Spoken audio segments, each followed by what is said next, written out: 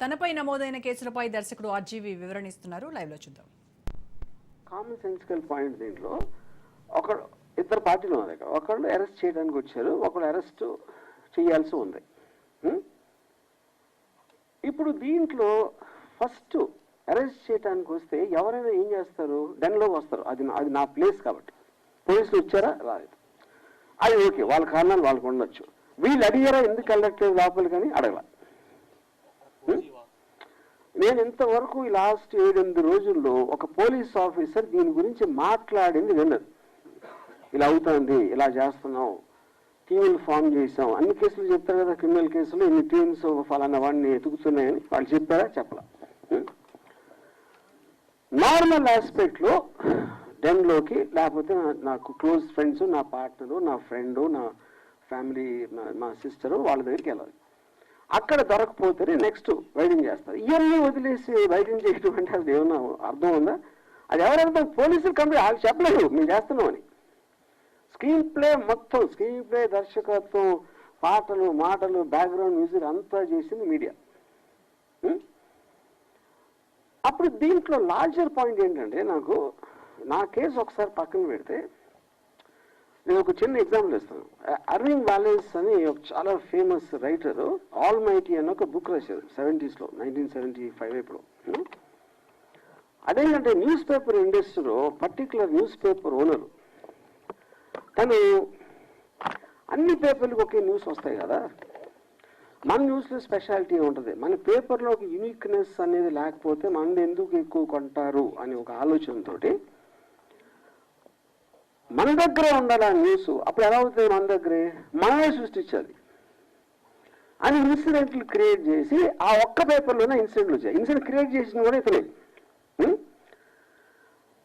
అది దీన్ని బేస్ చేసి అంతిమ తీర్పు అలాంటి కొన్ని సినిమాలు కూడా వచ్చినాయి ఆ టైంలో, ఆల్మైటీ బుక్ బేస్ చేసి.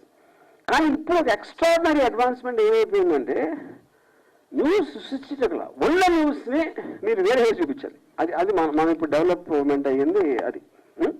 సో దానికి ఎగ్జాంపుల్ ఇందాక ఇచ్చాను అది. ఇప్పుడు కమింగ్ టు ద కేస్, ఇప్పుడు ఇది నా ఒక్కడిదే కాకుండా ఐ ఫీల్ ఇప్పుడు లా అనేది ఎప్పుడో సంవత్సరాల క్రితం ఎప్పుడు చేస్తారు. లాకి టెక్నాలజికల్ అడ్వాన్స్మెంట్కి, సోషల్ అడ్వాన్స్మెంట్కి ఆల్వేస్ ఒక చిన్న గ్యాప్ ఉంటుంది. ఆ గ్యాప్ ఎందుకు ఉంటుందంటే, మీరు సృష్టించినప్పుడు ఉన్న కండిషన్స్, టెక్నాలజీ వేరవ్వచ్చు. ఇప్పుడు అది మారిపోయింది కాబట్టి దాన్ని ఎలా కవర్ చేస్తుందని ఒక వేగ్నెస్ వచ్చేస్తుంది లాలో. సైబర్ దాంట్లో అది ప్రాబ్లం. సోషల్ మీడియా ఇప్పుడు వచ్చింది, లేకపోతే లైవ్ స్ట్రీమింగ్ ఇలాంటివి వచ్చినప్పుడు ఏ విధంగా దాన్ని ఎనాక్ట్ చేయాలనేది చాలా కష్టమైపోతుంది. అది చెప్తాం. అప్పుడు ఎవరి దృష్టిలో ఇప్పుడు టూ మచ్ చేయకూడదు అని వింటాం మనం. టూ మచ్ అంటే ఏంటి అసలు, అదేమో డెఫినేషన్ ఉంటుందా? డిక్షనరీలో దొరకదు. ఎవరి దృష్టిలో టూ మచ్, ఆ టూ మచ్ని ఎలా మెజర్ చేస్తారు? Too much, too much, too much, ఇవన్నిటికీ ఆ డిఫరెన్స్ ఉంటుంది కదా ఇప్పుడు.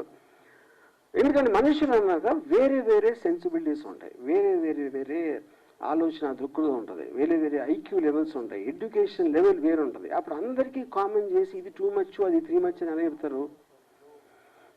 ఇప్పుడు ఉదాహరణకి నేను 2 days బ్యాక్ ఒక మీమ్ పెట్టాను. డొనాల్డ్ ట్రంప్ కమలా హ్యారిస్కి క్షౌరం చేస్తున్నాడు, గుండు చేస్తున్నాడు.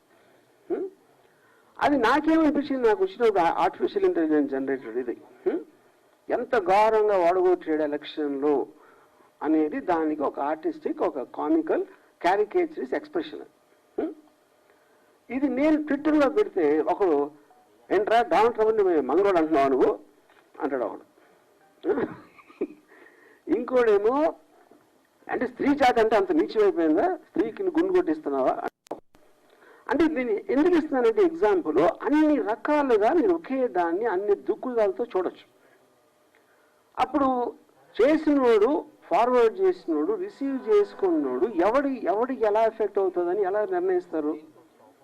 అప్పుడేంటి కార్టూన్ మీరు నవ్వించడానికి పెట్టారా ఏదో అంటే. ఇప్పుడు సోషల్ మీడియాకి మెయిన్ స్ట్రీమ్ మీడియాకి కొన్ని డిఫరెన్స్ ఏంటి? సోషల్ మీడియాలో ఎవడెవడో చేస్తూ ఉంటారు, అప్పటికప్పుడు ఆడికి మూడు వచ్చింది, ఆడు తాగేసి ఉండొచ్చు, లేకపోతే ఆడు ఆ టైంలో ఆడికి అర్థం అవ్వకుండా అవ్వచ్చు, ఇంకేం పని లేదు కాబట్టి ఏదో చేయడానికి పెట్టాడు. ఇలాంటి రకరకాలు ఉన్నాయి. It is not possible to దాన్ని రెగ్యులేట్ చేయటం అనేది ఎందుకు పాసిబుల్ కాదంటే వేలల్లో ఉంటాయి.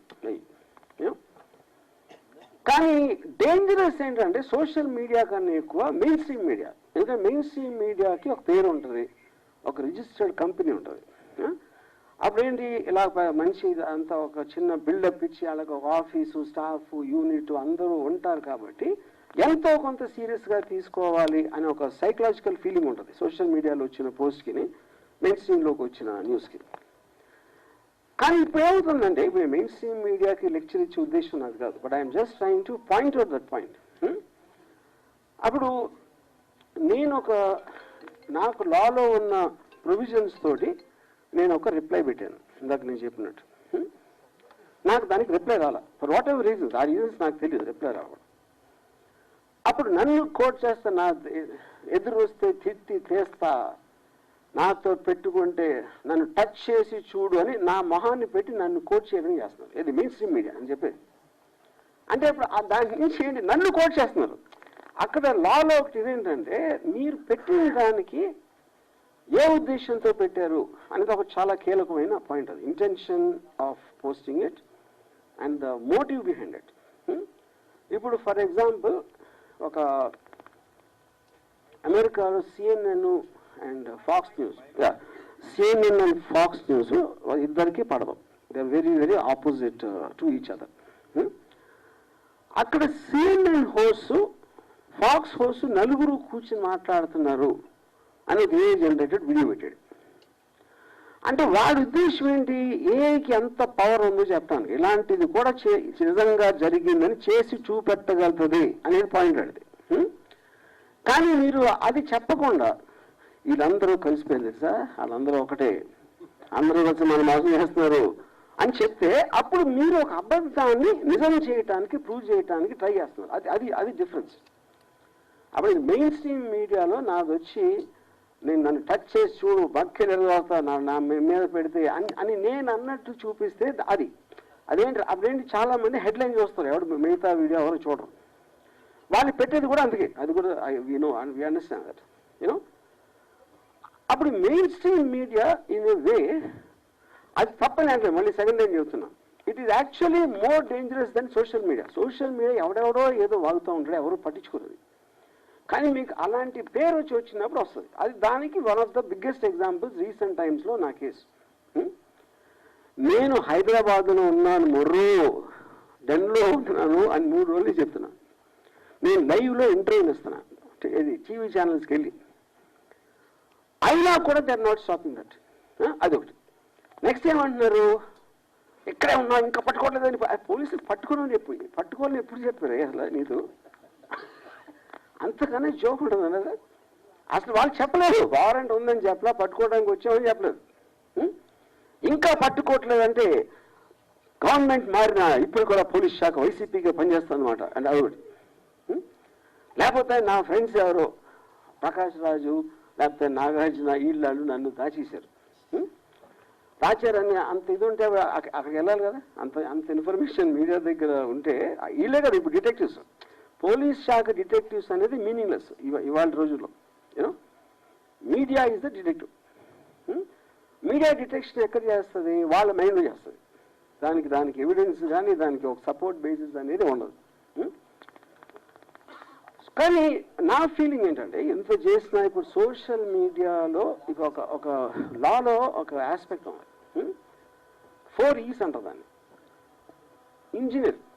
ఇంజనీర్ ఒక ప్రాబ్లమ్ని ఇంజనీర్ చేసి ఎలా దీన్ని ఆపాలి, కంట్రోల్ చేయాలి, లిమిటేషన్ పెట్టాలి అంటే ఇంజనీర్ చేయాలి.